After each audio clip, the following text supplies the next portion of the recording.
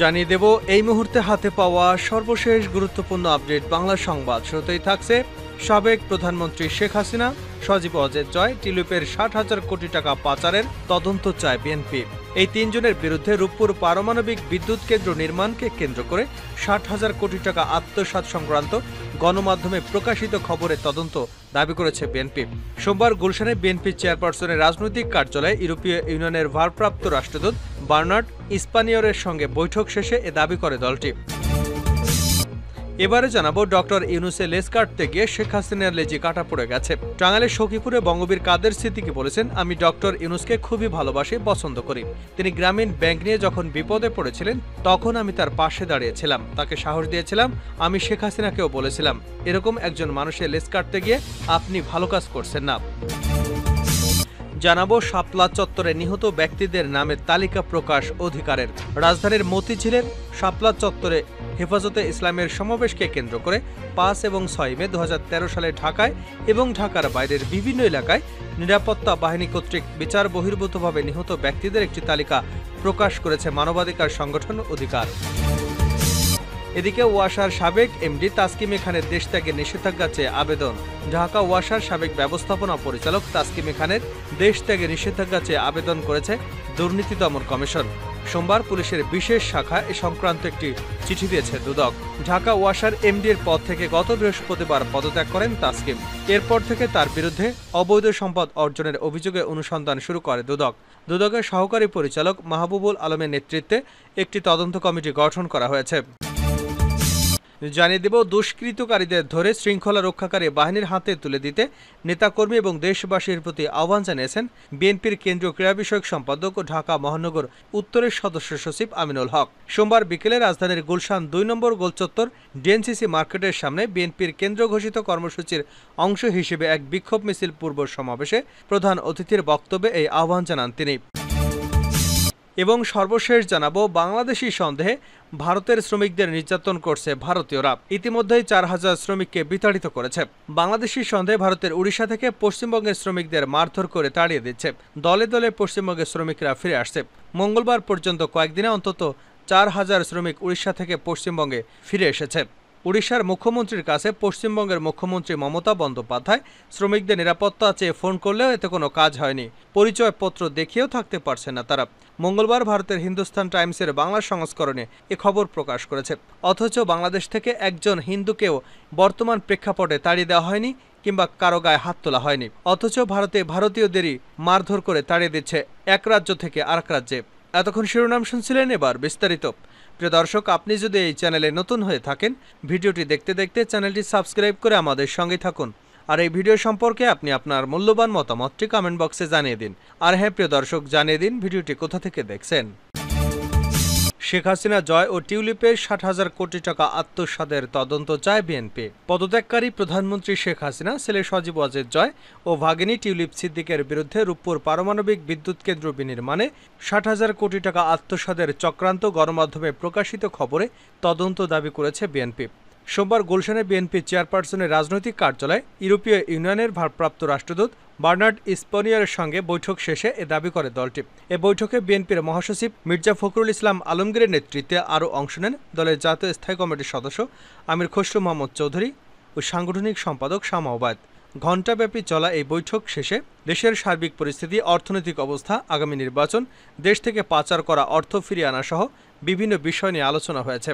বিভিন্ন দেশের সামরিক প্রতিরক্ষা খাতে দুর্নীতির অনুসন্ধানকারী গ্লোবাল ডিফেন্স কর্পোরেশনের বরাদ্দে বাংলাদেশের গণমাধ্যমে প্রকাশিত খবরে বলা হয়, বাংলাদেশে ক্ষমতাচ্যুত প্রধানমন্ত্রী শেখ হাসিনা, তার ছেলে সজীব ওয়াজেদ জয় ও ভাগ্নি টিউলিপ সিদ্দিকী মালয়েশিয়ার ব্যাংকের মাধ্যমে রূপপুর পারমাণবিক বিদ্যুৎ কেন্দ্র থেকে ৫ বিলিয়ন বা ৫০০ কোটি ডলার বাংলাদেশি মুদ্রায়, যা ৬০,০০০ কোটি টাকা লোপাট করা হয়েছে।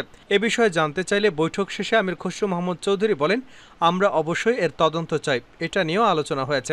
তবে এতগুলো টাকা যে বিদেশে পাচার হয়েছে, বিভিন্ন মাধ্যমে যে ১০০ বিলিয়ন ডলারের উপরে পাচার হয়েছে, এগুলো ফিরিয়ে আনার ব্যাপারে আলোচনা হয়েছে। আমরা সাজেস্ট করেছি সবাই এ নিয়ে কাজ করতে হবে। তারা এ ব্যাপারে সহযোগিতা করতে রাজি হয়েছেন। তিনি বলেন, ছাত্র জনতার আন্দোলনে পট পরিবর্তনের পরে বাংলাদেশের গণতন্ত্র রাজনীতি ও অর্থনীতির সবকিছু মিলিয়ে আগামী দিনের বাংলাদেশ কোথায় যাচ্ছে, ইউরোপীয় ইউনিয়ন কিভাবে বাংলাদেশকে সমর্থন করবে এবং সহযোগিতা করতে পারে, এসব বিষয় নিয়ে আলোচনা হয়েছে। আমির খসরু বলেন, অর্থনৈতিক ক্ষেত্রে তাদের কী ধরনের সহযোগিতা থাকতে পারে, বিশেষ করে আমাদের দেশ থেকে ইউরোপে যে রপ্তানি হয় এটা কিভাবে আমরা অব্যাহত রাখতে পারি, সেক্ষেত্রে তাদের কি করা উচিত, আর্থিকভাবে রিফর্ম কিভাবে করা যায়, দেশের অর্থনীতিকে কিভাবে আবার ঘুরে দাঁড় করাতে পারি, সেসব বিষয়ে আলোচনা হয়েছে। ডক্টর ইউনূসের লেজ কাটতে গিয়ে হাসিনার লেজি কাটা গেছে কাদের সিদ্দিকী। টাঙ্গাইলের সখীপুরে বঙ্গবীর কাদের সিদ্দিকী বলেছেন, আমি ডক্টর ইউনূসকে খুবই ভালোবাসি, পছন্দ করি। তিনি গ্রামীণ ব্যাংক নিয়ে যখন বিপদে পড়েছিলেন আমি তখন তার পাশে দাঁড়িয়েছিলাম, তাকে সাহস দিয়েছিলাম। আমি শেখ হাসিনাকেও বলেছিলাম, এরকম একজন মানুষের লেজ কাটতে গিয়ে আপনি ভালো কাজ করছেন না, তাকে আপনি সাহায্য করুন। কিন্তু শেখ হাসিনা তা শোনেননি। তার লেজ কাটতে গিয়ে শেখ হাসিনার লেজে এখন কাটা পড়ে গেছে।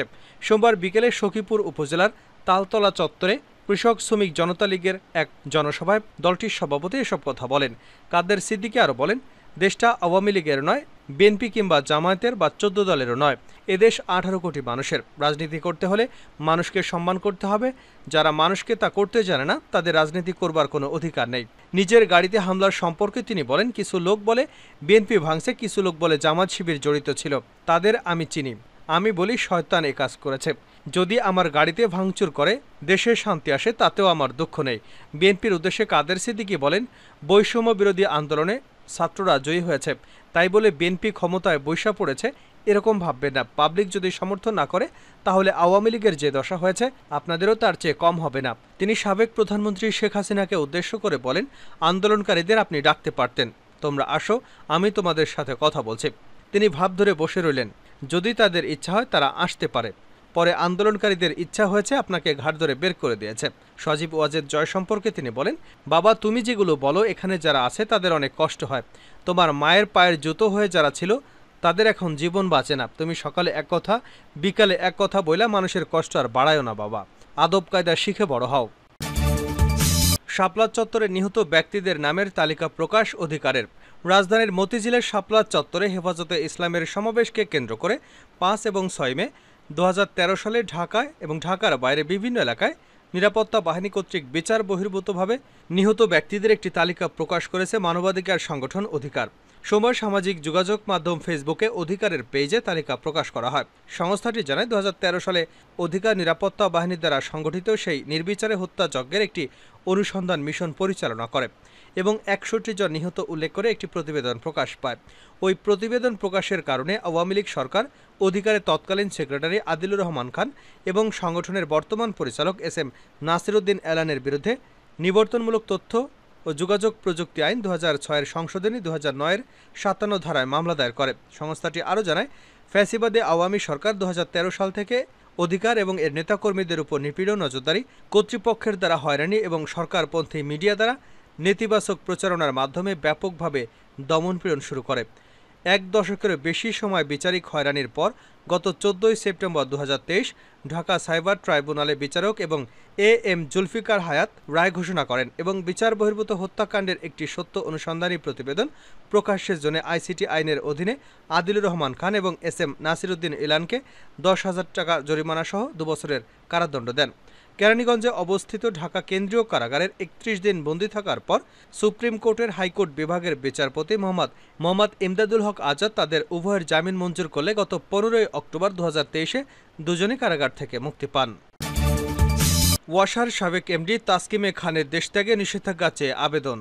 ঢাকা ওয়াসার সাবেক ব্যবস্থাপনা পরিচালক তাসকিমে খানের দেশত্যাগে নিষেধাজ্ঞা চেয়ে আবেদন করেছে দুর্নীতি দমন কমিশন। সোমবার পুলিশের বিশেষ শাখায় এ সংক্রান্ত একটি চিঠি দিয়েছে দুদক। ঢাকা ওয়াসার MD পদ থেকে গত বৃহস্পতিবার পদত্যাগ করেন তাসকিম। এরপর তার বিরুদ্ধে অবৈধ সম্পদ অর্জনের অভিযোগে অনুসন্ধান শুরু করে দুদক।